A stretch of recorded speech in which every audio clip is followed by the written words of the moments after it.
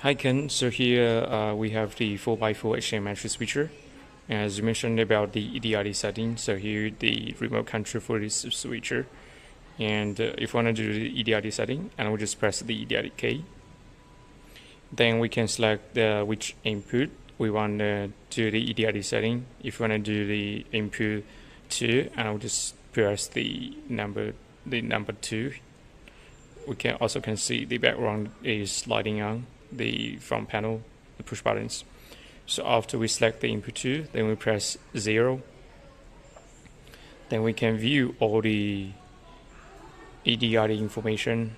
After we select the one we wanted, then we can press the enter button. So just press the enter.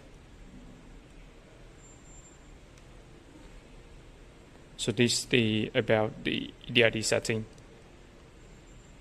If we want to do the EDID setting for input 1, and we press the input 1 again, and also same, press 0 button to view like different EDID information.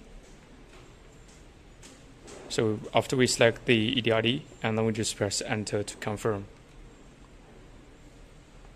Then we press number 9 to back to the home page.